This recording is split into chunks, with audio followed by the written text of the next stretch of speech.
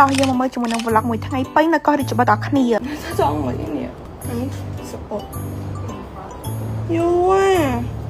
នៅមុខហ្នឹងហ៎ខ្ញុំក៏ហាត់ដែរចេះមិនចង់វាផាយចាកណាត់នេះគឺមានគេអត់ស្មើគ្នាចង់ហើយចង់ចំហៀងវាប៊ីគីនីមកដាក់ចាស់ឬមួយក៏មិនទេអានេះវាត្រូវជួយគ្នាចាប់អាហ្នឹងគាត់ដាក់ការចឹងហ្នឹងវាលេខអត់ត្រូវមកទេតំណានេះក៏ដាក់2ណាដាក់តែមួយបានណាការ design នឹងដំណងអត់ទេហើយចេះទៅចឹងណាអូយខ្លាំងខុសហូបនេះគឺអត់មានទេបាទម៉ាសុំដល់ពេលក្រោមមកផលមួយគេឡាជួយ share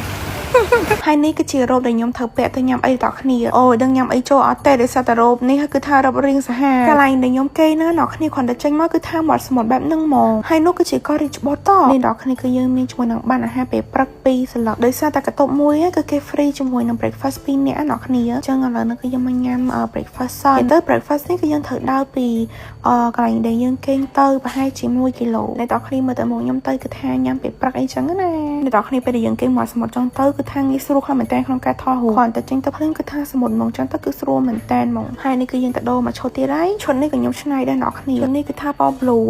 loyal ខ្ជិលដល់អ្នកគ្នាមានផ្កាមានអីទៀតហើយមិនតែប៉ុណ្្នឹងទេគឺថានៅ resort ហ្នឹងគេមាន free ជាមួយនឹង ticket ចូលលេងកោះរាជបុត្រទៀតមួយកតុបនឹងទទួលបានជាមួយនឹងសម្បត្តិចូលលេងកោះរាជបុត្រ2ស្លោះរាជបុត្រនេះស្អាតមែនតើហ្មងអ្នកគ្នាក៏ប៉ុណ្្នឹងមានកន្លែងដើរលេងច្រើនខ្លាំងមែនតើក៏មិនតែគឺថាខ្ញុំថតមិនអស់ទេដោយសារតែកន្លែងដើរហ្នឹងគឺថាច្រើនពេកហើយសំខាន់ប្លង់ថតរូបគឺថាស្អាតណាស់ខ្ញុំមកដឹងថាថតមួយណាតមួយណាអីមួយណៃនេះតែខ្ញុំចង់និយាយថាចាទោះជាមិនក៏ខ្ញុំអត់ខំលឺថ្ងៃដែរអូថតនេះគឺថាលើកសាច់ហ្មងសាច់នឹងសតែតគ្នានៅគឺថាទេសភាពហើយខ្ញុំឲ្យ10លើ10មានដុំថ្មឲ្យធំគឺថាផ្លៃភ្នែកហ្មងឃើញនៅក្នុងកាមេរ៉ាគឺថាអត់ស្មើនឹងឃើញផ្ទាល់ភ្នែកយើងទេឃើញផ្ទាល់ភ្នែកគឺថាស្អាតខ្លាំងណាស់អ្នកគ្នាដូចនៅបរទេសចឹងខ្ញុំចាំការទេគឺថាដាក់យកហ្មងចាអូយនិយាយថាក្តៅសាហាវក៏ប៉ុន្តែគឺថាតស៊ូសម្រាប់ដើម្បីហូបថត vlog នេះតែថាមួយថ្ងៃគឺថាមួយថ្ងៃពេញមែនណាអ្នកទាំងអស់គ្នាឥឡូវហ្នឹងគឺយើងដើរទៅ resort យើងវិញដើម្បីបដូរខោអាវហើយគឺថាបដូរខោអាវដើម្បីឡើងទៅលើ remort របស់គេខ្ញុំមិនដឹងថាហ្នឹងគេហៅ remort ក៏ហៅអីនេះដោយសារតែយើងឥឡូវហ្នឹងគឺថា check out ហើយអញ្ចឹងគេមកយកយើងអ្នកគ្នាដើម្បីដឹកយើងឡើងទៅលើនិយាយទៅមើលទេសភាពជុំវិញហ្នឹងនិយាយថាស្អាតមែនតើមក resort នៅនេះទេសភា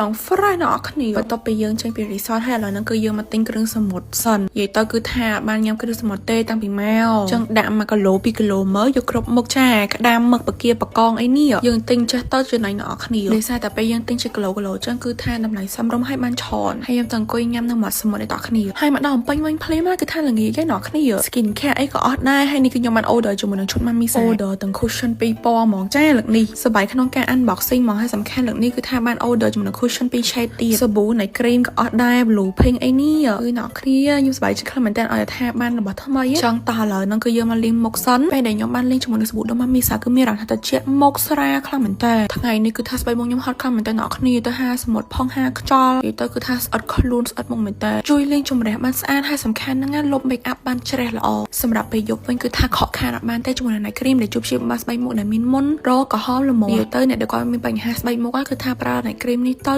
3ថ្ងៃទៅមួយអាទិត្យគឺអ្នកគ្នានឹងឃើញលទ្ធផលដែលប្លែកហើយចា៎ហើយអ្វីដែលខ្ញុំចង់ recommend អ្នកគ្នាហ្នឹងគឺការបន្តហ្នឹងតែម្ដងអ្នកគ្នាឡើងមុនតើអ្នកគ្នាយក night cream ហ្នឹងទៅបន្តកន្លែងហ្នឹងទៅតែប៉ុណ្ណេះគឺថាចូលគេងបានហើយសម្រាប់ពេលព្រឹកឬមួយក៏ពេលថ្ងៃមុននឹងខ្ញុំចេញទៅក្រៅវិញហើយគឺខ្ញុំប្រើជាមួយនឹង blue and pink អ្នកគ្នាមកសាច់ពណ៌ blue គេអត់លង glow ហ្មងណាលោកមានជាសេរ៉ូមដាក់នៅលើមុខគឺថាឆ្លោះសាហាវចាជួយការពារស្បែកមុខពីកាំរស្មី UVA UVB ជួយការពារស្បែកមុខយើងពីពន្លឺព្រះអាទិត្យដោយសារតែពន្លឺព្រះអាទិត្យនេះគឺថាវាធ្វើស្បែកមុខយើងជ្រួញផឡើងជុំឡើងខ្មៅស្អាតចឹងហើយត្រូវតែលាបលេការពារកម្ដៅថ្ងៃជានិច្ចឯអ្នកគ្នាកុំភ្លេចឲ្យសោះមកហើយបន្ទាប់មកគឺខ្ញុំប្រើជាមួយនឹងពណ៌ pink អ្នកគ្នាដែលពណ៌ pink នេះដែរកម្រិតរបស់ស្នាមបានល្អខ្លាំងមែនតើគឺខ្ញុំឆ្លាញ់ថនថាសាច់ម្សៅគឺអត់មានអារម្មណ៍ថាលាបទៅបតិបតៈឬមួយក៏ស្អិននៅលើផ្ទៃមុខទេហើយច្រើនអ្នកគ្នាលើពីថាបើបាំងស្នាមទៅមានអារម្មណ៍ថាវាក្រាស់ធ្ងន់មុខអីចឹងក៏ប៉ុន្តែសម្រាប់ pink baby នេះគឺថាអត់ទេចាគឺថាស្រាលហើយសំខាន់ស្ដើងមែនតើក៏ប៉ុន្តែនៅតែបាត់ស្នាមយើងបានចិត្តទៀតអូតែសើសាច់ម្សៅគេហ្មងណាអ្នកគ្នាអើយលាបហើយគឺថាស្បែកមុខលឹងគូឡូហើយសំខាន់ឡងឡងទៀតចង់តគ្នាចង់បានស្បែកមុខស្អាតហើយកុំភ្លេចទិញ Mami Sa ទៅ5ម្នាក់មកឈុតទៅបែតគ្នាចង់ចេះធ្វើគីមឈីញ៉ាំខ្លួនឯងចង់ចេះធ្វើគីមឈីញ៉ាំខ្លួនឯងចង់ចេះធ្វើគីមឈីញ៉ាំខ្លួនឯងចង់ចេះធ្វើគីមឈីញ៉ាំខ្លួនឯង ខ្ញុំមានជាការចង់ធ្វើគីមជីញ៉ាំខ្លួនឯងពេកអ្នកទាំងគ្នាចឹងឥឡូវហ្នឹងគឺមកដល់ផ្សារ Eon 2ដើម្បីទិញជាមួយនឹងគ្រឿងផ្សំក៏ប៉ុន្តែចេះដល់អីគេអ្នកទាំងគ្នាខ្ញុំឃើញកន្លែង cooking station គេនេះគឺកំពុងតែឆាបាយគីមជីហើយមានលក់គីមជីមានលក់របស់កូរ៉េទាំងច្រើនខ្ញុំក៏បានសុំគាត់ធ្វើដែរក៏ប៉ុន្តែបងថាឲ្យខ្ញុំទៅពាក់ឈុតកូរ៉េសិនមិនឲ្យធ្វើចឹងចាំការទៀតយើងទៅប្រែកាយសិនមិនបាន5នាទីទេឥឡូវហ្នឹងគឺខ្ញុំកើតជានារីកូរ៉េមកសម្រាប់ហើយបានប្រែកាយផងគឺយើងបានធ្វើគីមជីផងបើសិនជាបងប្អូនទាំងគ្នាចង់មកមើលគេធ្វើគីមជីផ្ទាល់អ្នកទាំងគ្នាអាចមកមើលបាននៅ Eon Mall Sensor ចាប់ពីថ្ងៃនេះរហូតដល់ថ្ងៃទី25ខែឧសភាឆ្នាំ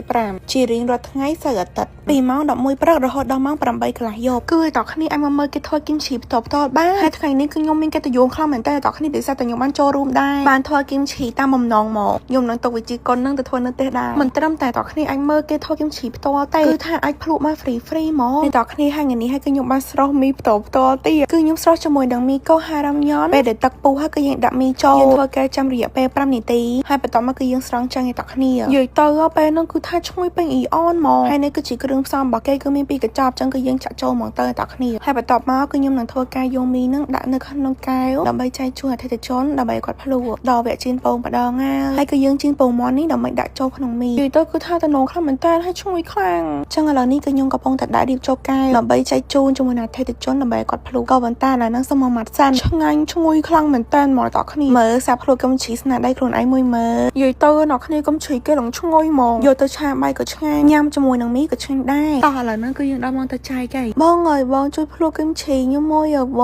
ងដាច់ចិត្តមែនបងខ្ញុំធ្វើគំជីឆ្ងាញ់ណាស់បងភ្លក់មួយអើបងដើម្បីឲ្យខ្ញុំមានកម្លាំងចិត្តនិយាយទៅអ្នកគ្នាខ្ញុំអៀនសាហាវនិយាយទៅគឺខ្ញុំដើរឈរកាន់នៅ cooking station នេះគឺមកអ្នកគ្នាអាចមកជាមួយនឹង Eon 2 Sensor ដើម្បីមកភ្លក់ជាមួយនឹងមីកូហើយនឹងគំជី free បានណាមិនបាច់អៀនទេចាគឺថាអ្នកលក់នៅនេះរស់រាយខ្លាំងណាស់អញ្ចឹងកុំភ្លេចមកភ្លក់ជាមួយនឹង Bingo គឹមជីតគ្នាបាយបាយ